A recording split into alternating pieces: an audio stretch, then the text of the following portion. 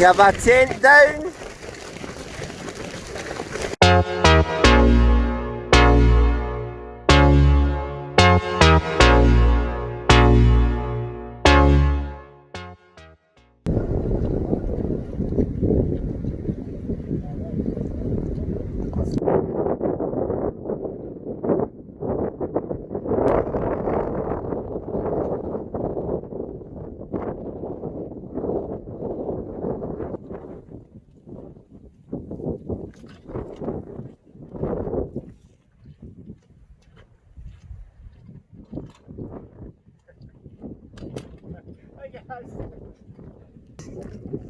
Hey guys, welcome to another adventure.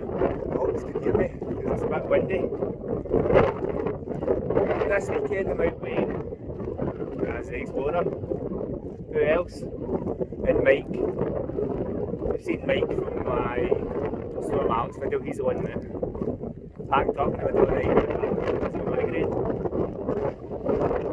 great. Today we're at the Pentlands. We're heading to Bell's Hill. It's not the highest in elevation points, I think it's only 406 metres. And from this level where we are right now, it's like 280, so it's just a little climb. But it's my first camping trip in 2 weeks, it's some problems in the background, so I'm delighted to get out and get an idea of the environment. Over there's Hardcore Reservoir. I did a video on that a few weeks back. Also did a video up in that hill. Can't for the God. I don't remember what that one's called, but it's just up at the bottom of the reservoir. Well, tonight, we're anticipating 40 to 50 miles per hour winds. And some shivers, but I don't think it's to be any like heavy rainfall. They expected just light, maybe moderate passing shivers.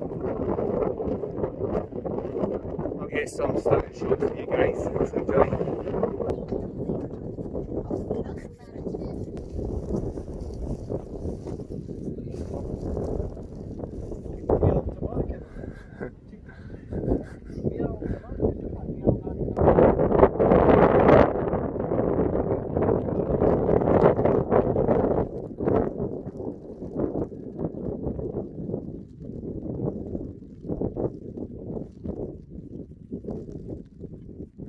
Guess who forgot their boots?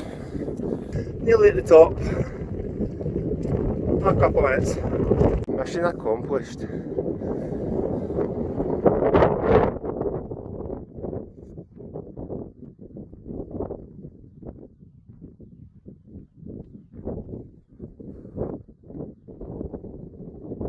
What's the weather for the night? Weather for the night, it's supposed to be clear up until about 6. But at 6 it starts raining quite bad. We've got 60 km/h winds, right? And then at midnight we've got 70 km winds with gusts of up to 90 kilometres. 90. On Skull Blow? That's based on Skull Blow, but I mean that's what? It's still atop of a hill. Skull Blow's just over there, so... Aye. Yeah, right. Is that one there? Aye. 6 o'clock in the morning, it's 40 km/h winds, and by about 9 AM you're talking like 30 km/h winds. So it dies down for us parking away. Aye, so it's light rain for us parking away, sometimes light rain. Jackpot. Time for tea. Go and try that one. Suitable for vegetarians. Aye. Tea's ready. And what's that monstrosity you're having? Is it mackerel curry? With korma, mackerel and mackerel. It's good. Full of nutrients. What are you having, guys? Oh, we've got a meal again. What one? Chicken tikka rice. Chicken rice. Tell me what you think, guys. A mackerel korma. Do you just smell?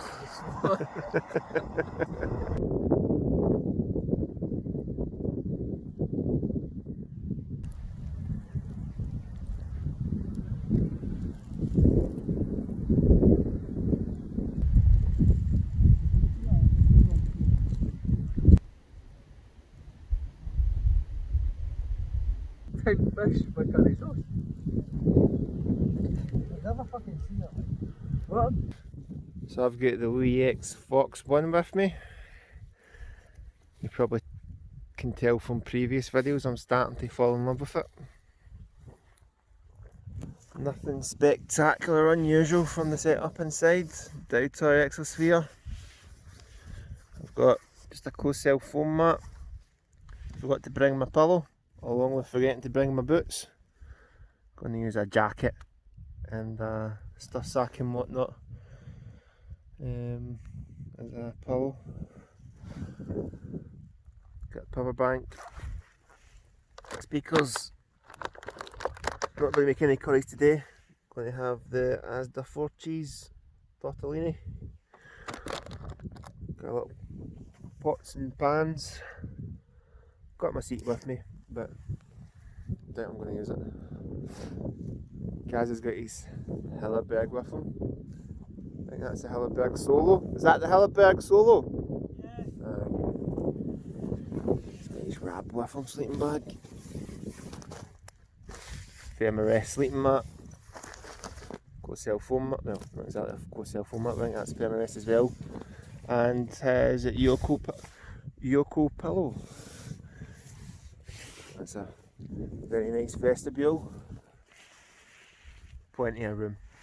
You can sit in it, no bother. And Mike with his Van Gogh Nevis 100. Very like the Van Gogh Banshee, no way X-Fox. I have no idea what sleeping bag he's got. Not tell him up here. What? I have no idea what he's got. I'll need to ask Mike. Mike, what sleeping bag and sleep mat have you got? It's the Snug Pack Elite 3 military issue for Arctic warfare, I believe. Huh? Arctic warfare? Is that like up against polar bears and whatnot? Probably mate. Comfort rating -5. -5 comfort rating. And what's the sleeping mat? Multi-mat. It's just a decathlon like inflatable mat and then a multi-mat foam mat. And the Seed Summit liner. The reactor, the nuclear reactor. The nuclear reactor.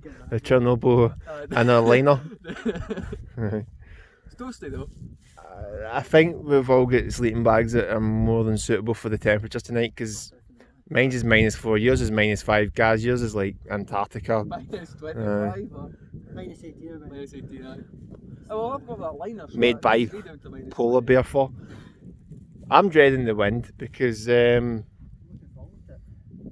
I don't know. I don't know. I feel more prepared for it this time. I might Storm Kira.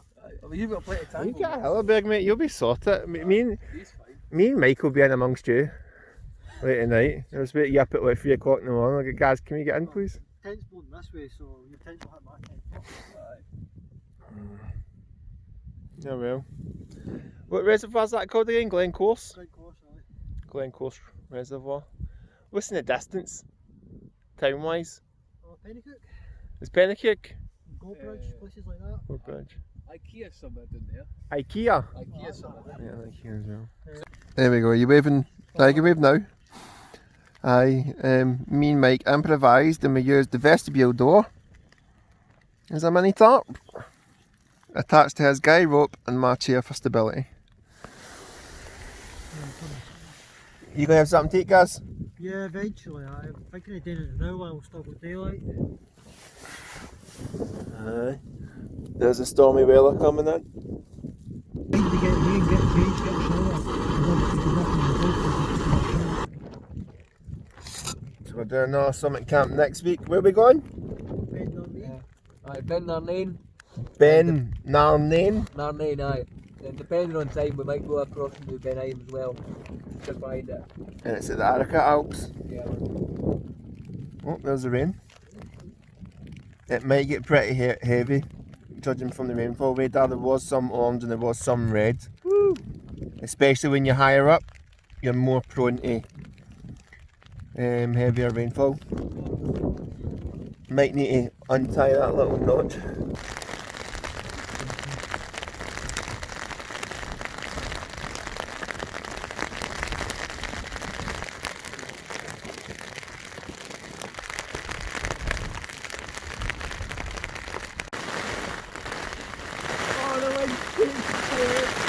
That's it. Oh, the wind's changed direction, it's going in his tent. Oh no.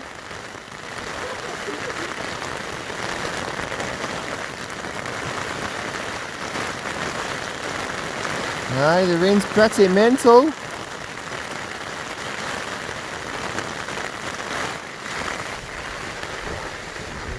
There's Gaz having a wee peek.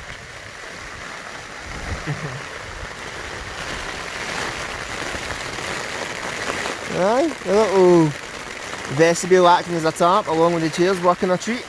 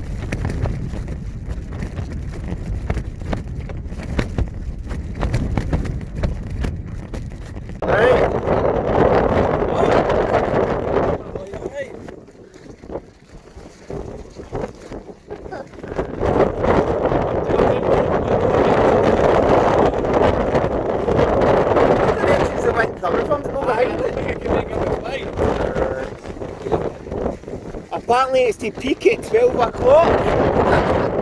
Surely it can't get much worse than this.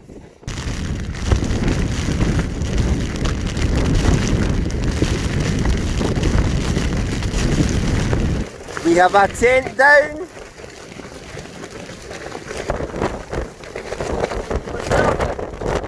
Is it pole snaps? Yeah. Ladies and gentlemen, this man is riding it out. Oh, but quite honestly.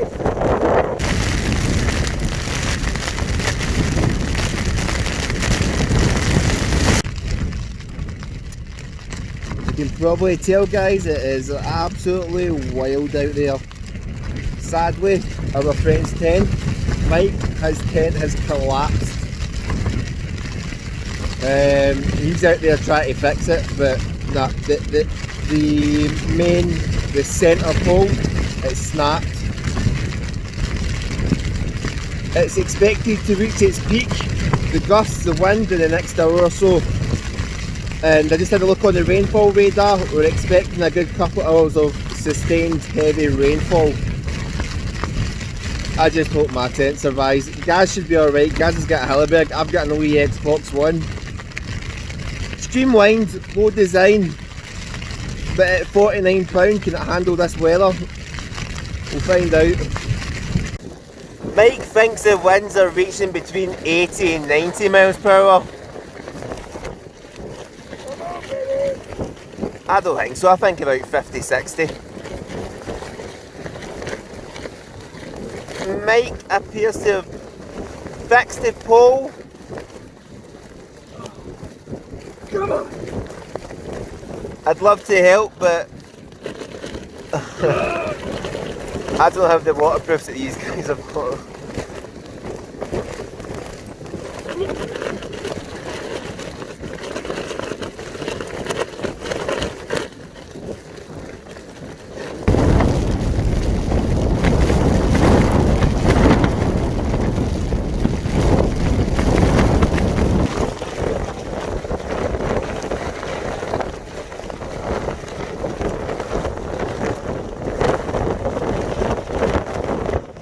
Oh, it could have been worse, mate. It could have been a lot worse. I mean, like, you know when your tent did that, I thought, oh no, who's next? Aye, do you know, I heard the second snap, like, Aye. at about 2 in the morning, and I thought, there goes Gary's poles. And I was like, rapidly trying to open the door up and like move all the material out my face.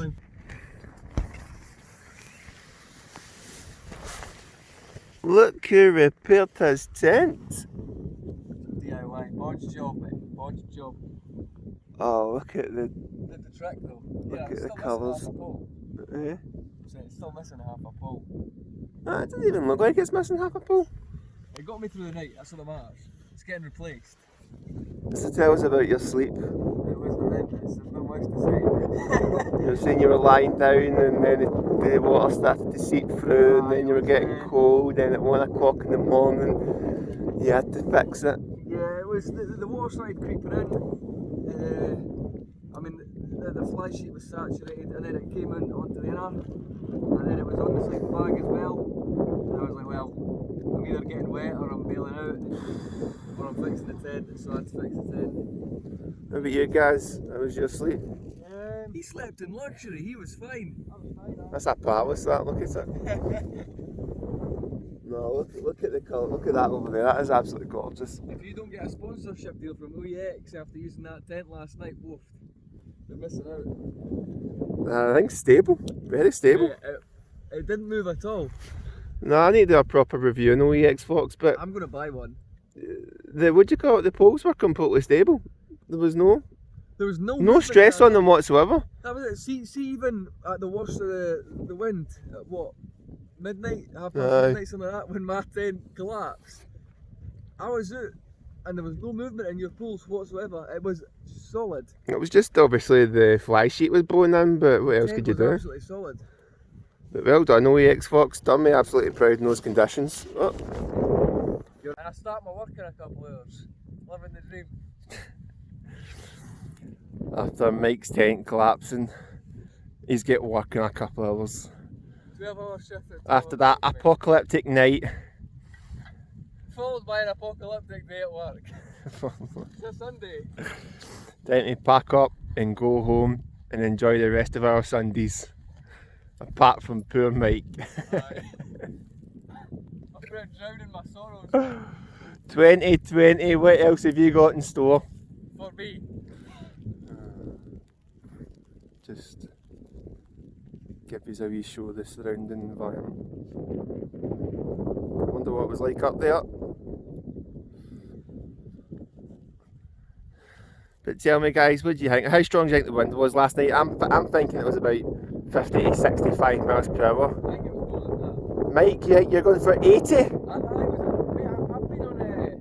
I've been on some of the Monroes with gusts of 100 plus. And when I was out fixing the tent last night, you could not stand still. You couldn't stand upright. You could go over. Maybe that's just because I'm a lightweight. I'm a tank mate. When I got up, I was deflecting the wind. I hit your tent. That's what happened. The wind deflected after me and took your tent in. But look at that. You did a great job.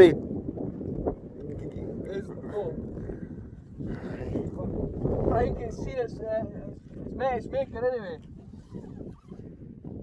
It's time to retire the Mango Nevis. He's going to try and take it back to go outdoors after using it in these storm. I think you're ringing mate. I don't think they'll know you took out in storm conditions and they'll tell you to jog on. We'll see. Mate, if you kick up a big enough fuss, we'll see what happens. I'm all the best with it. I've never experienced anything like that before. Fair enough, I woke up in the loch during Storm Kira, but I've never ever dealt with sustained gale force winds like that. OEX Fox took it like a champ for £49. Absolutely brilliant performance.